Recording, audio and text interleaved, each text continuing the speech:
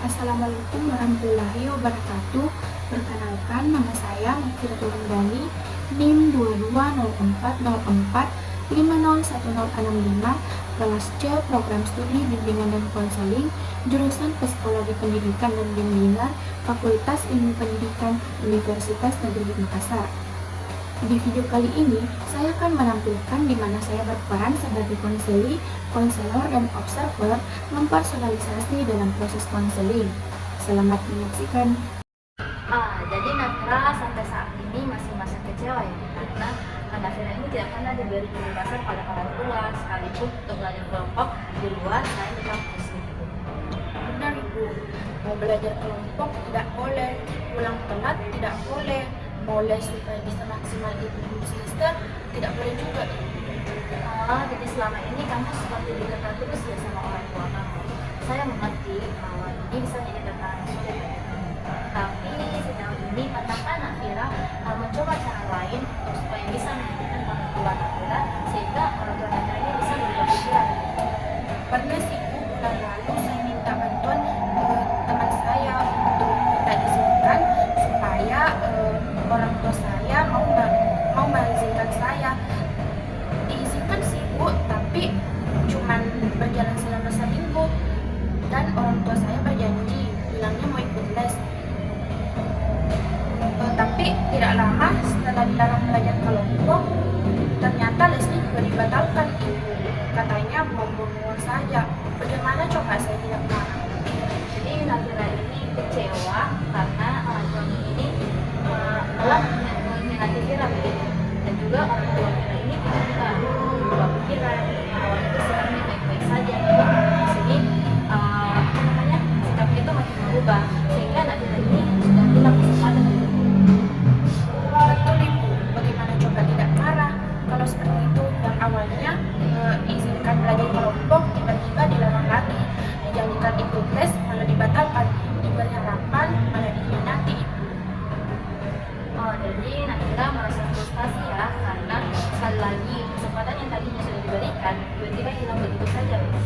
Betul Ibu, saat ini saya merasa bahwa kesempatan saya untuk belajar hanya di kampus saja Ibu. Selain itu tidak ada kesempatan lagi seperti belajar kelompok dan ikut les. Betul, kamu pasti merasa sangat kecewa karena Nafira tidak bisa lagi berinisiatif untuk belajar di luar dan juga belajar bareng dengan teman-teman Nafira. Saya sendiri sudah tidak yakin Ibu ingin membuat keputusan seperti itu. Jadi kamu di sini sekarang merasa seperti putus asa karena kamu terlihat sudah tidak mengetahui kekuatan diri sendiri. Contohnya saja, Nafira sekarang ini sangat sulit untuk mengambil keputusan untuk dirinya sendiri. Saya memahami bahwa ini bisa menjadi bagian beban yang berat bagi Nafira. Mungkin kita bisa mencoba untuk memahami lebih dalam mengapa orang tua kamu itu memiliki kekhawatiran terkait belajar kelompok di luar kampus. Mungkin ada cara untuk membangun komunikasi dengan mereka. Iya sih Bu, saya merasa bahwa misalnya saya bulan lalu meminta tolong ke teman saya untuk minta diizinkan, baru sudah yang pertama, tapi untuk usaha selanjutnya saya masih belum memikirkan usaha apa Ibu. Jadi kamu bagaimana Nafira katakan, kamu ingin bebas dan kamu ingin menyelesaikan permasalahan ini, tapi Nafira sudah tidak ada lagi usaha karena usaha pertama ini sudah dikecewakan begitu, dan juga sekarang Nafira sudah bingung dan pasrah pada situasi saat ini. Iya sih Bu, kenapa saya tidak memikirkan usaha lagi? Karena saya takut tidak patuh kepada orang tua saya. Saya tidak tahu bagaimana lagi cara yang benar untuk keluar dari masalah ini. Jadi sampai saat ini kamu merasa kecewa ya? Selanjutnya, saya akan merefleksikan diri saya saat berperan sebagai konseli. Adapun refleksi saya saat berperan sebagai konseli yaitu konselor mengajukan pertanyaan tentang perasaan saya sebagai konseli dan membantu saya untuk memahami kekurangan-kekurangan tersebut. Jadi, ini merasa kecewa karena tidak pernah diberi kesempatan sekalipun dan untuk didengarkan dan menceritakan yang sebenarnya. Bu, saya benar-benar merasa kecewa Ibu. Karena apa? Saya sudah coba menjelaskan, saya sudah coba mengatakan yang sebenarnya, tetapi saya tidak pernah didengar, saya tidak pernah dipercayai oleh orang-orang sekitar saya, bahkan orang yang saya anggap teman, keluarga, bahkan yang sudah saya anggap seperti orang tua saya sendiri yang sudah tinggal bertahun-tahun yang membesarkan saya, tidak pernah mau mendengarkan apa yang saya katakan itu. Jadi bagaimana saya tidak kecewa coba Ibu? Saya benar-benar merasa bahwa apakah saya ini benar-benar dianggap oleh mereka Ibu? Saya merasa kecewa loh. Jadi Nak Eli merasa marah kepada orang tua Nak Eli karena merasa tidak sayang kepada Nak Eli karena orang tua Nak Eli tidak memperhatikan Nak Eli. Iya Ibu, saya betul-betul kecewa dengan orang tua saya karena saya sudah coba bicara yang sebenarnya kepada mereka dengan pengharapan bahwa mereka akan peduli dengan saya, mereka akan membela saya, mereka akan support saya. Tetapi yang terjadi justru sebaliknya loh Bu. Mereka justru mengatakan bahwa jangan-jangan benar-benar kamu yang melakukannya. Kenapa teman-temanmu menuduhmu? Kenapa guru menuduhmu kalau kamu yang melakukannya? Jadi saya merasa bahwa apakah ini benar orang tua saya? Apakah ini benar mereka yang membesarkan saya dari kecil yang mengetahui bahwa karakter saya seperti ini? Justru mereka yang curiga dan syak kepada saya loh Bu. Jadi Nak Eli merasa frustasi karena Nak Eli tidak pernah didengarkan, tidak pernah diberi kesempatan untuk membuktikan bahwa Nak Eli tidak bersalah. Iya Ibu, saya satu kali pun tidak pernah diberikan kesempatan untuk membuktikan bahwa saya tidak salah ya Bu. Justru saya pernah mencoba speak up, saya sudah mencoba beberapa kali, tapi mereka langsung menjudge bahwa benar-benar saya yang mengambil, saya mencuri. Karena katanya sebagai bahan bukti karena saya adalah orang terakhir yang berada di ruangan tersebut. Tetapi kalau diikutkan secara logika, tidak berarti bahwa saya yang terakhir, dalam berarti saya yang mencuri Bu. Mereka langsung beranggapan bahwa dia yang terakhir, dia yang mencuri. Saya tidak diberikan kesempatan untuk membuktikan bahwa diri saya tidak bersalah. Tentu hal itu yang membuat kamu kecewa karena dituduh atas sesuatu yang tidak pernah kamu lakukan. Jadi Nak Eli sudah pasrah diperlakukan seperti itu. Iya Ibu, saya sekarang sudah pasrah Ibu. Saya sudah tidak tahu mau melakukan apa lagi. Saya bicara tidak ada yang mau mempercayai. Saya mengatakan yang sebenarnya tidak ada yang mau mendengar. Saya membuktikan tidak ada yang mau membela saya Bu. Jadi apa yang harus saya lakukan Bu? Jadi saya pasrah saja seperti ini.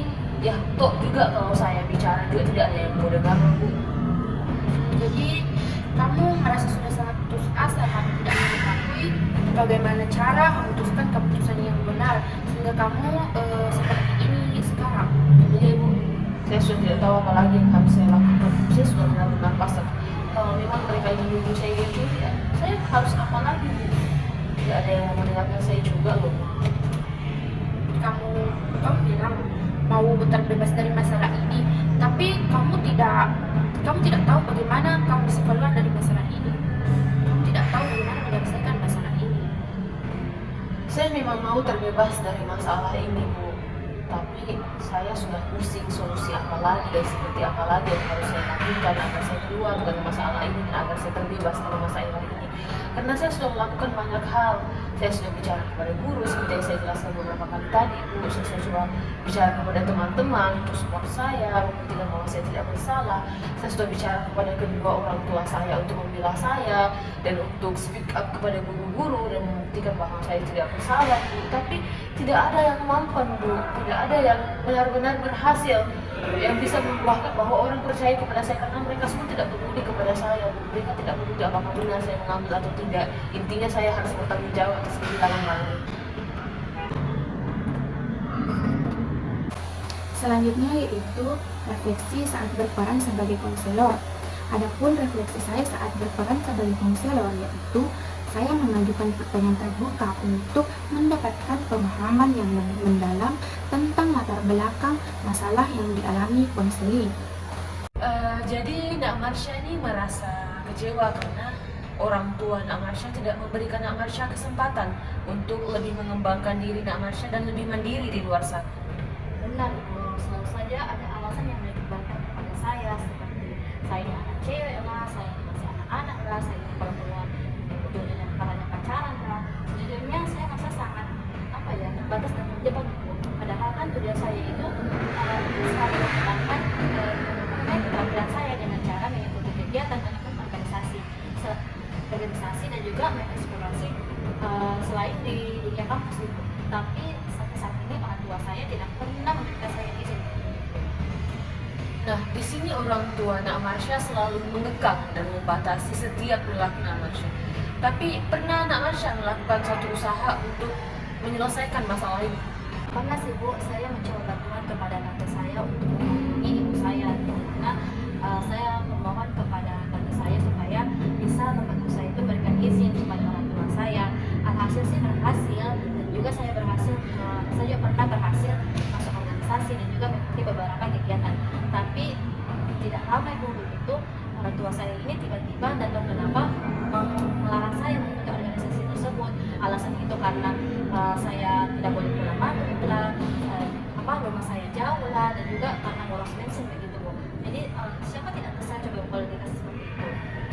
Oh, jadi Nak Marsha ini merasa kecewa karena pernah orang tua Nak Marsha sudah mulai berubah, sudah mulai mengizinkan Nak Marsha, tetapi selang beberapa waktu orang tua Nak Marsha kembali seperti dulu lagi.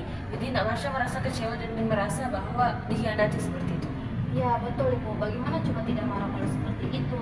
Awalnya itu saya sudah senang masuk organisasi, tapi ujung-ujungnya itu saya terpaksa keluar, sehingga saya sudah tidak enakan lagi dengan teman-teman organisasi saya, karena saya itu memutuskan keluar terlalu cepat begitu Bu, karena saya juga belum selesai satu periode dan saya keluar begitu saja Ibu. Gitu.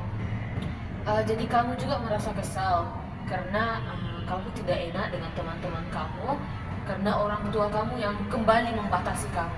Jadi kamu juga merasa kesal karena peranggapan sudah mencari solusi, tapi alhasilnya orang tua kamu kembali seperti dulu lagi. Betul Ibu, saat ini saya resah karena merasa saya tidak punya kesempatan belajar selain di kampus saja, dan saya juga tidak bisa mengeksplorasi dunia luar, dan saya hanya berkembang di dunia kampus saja. Dan rasanya itu Ibu seperti saya tidak punya kendali atas hidup saya sendiri, dan dimana saya merasa terkekang oleh ekspektasi orang tua saya, dan juga saya terjebak di dalam dunia kampus, dan saya menjalaninya cuma begitu-begitu saja Ibu, secara terus-menerus. Jadi Nak Marsha merasa frustasi karena merasa tidak memiliki kesempatan lagi untuk mengembangkan diri Nak Marsha, dan tidak memiliki kesempatan lagi untuk memandirikan diri Nak Marsha selain dari lingkup kampus. Iya Ibu, saya sendiri saya sudah tidak yakin sih Ibu kalau mau membuat keputusan seperti itu lagi, karena sebelumnya saya sudah pernah dikhianati begitu, dan juga saya juga pernah mencoba bicara sama mereka, tapi mereka itu selalu saja mengkhawatirkan keselamatan saya begitu. Jadi Nak Marsha ini merasa putus asa juga karena Nak Marsha sudah tidak mengetahui apa lagi yang ingin Nak Marsha lakukan agar terbebas dari masalah seperti ini. Nak Marsha tidak bisa membuat keputusan yang benar. Bagaimana cara agar Nak Marsha dan orang tua Nak Marsha ini berubah dan Nak Marsha diberikan izin seperti itu. Ya Bu, seperti itu. Dan sampai sekarang tuh saya bingung karena saya telah mencoba usaha yang pertama kali itu, tapi ujungnya saya dikhianati, dan saya juga mencoba cari cara, tapi takutnya Ibu saya itu termasuk orang anak yang durhaka sama orang tua, karena tidak mau mendengar dari orang tua. Tapi kembali lagi kalau saya seperti ini, saya tidak akan berkembang begitu.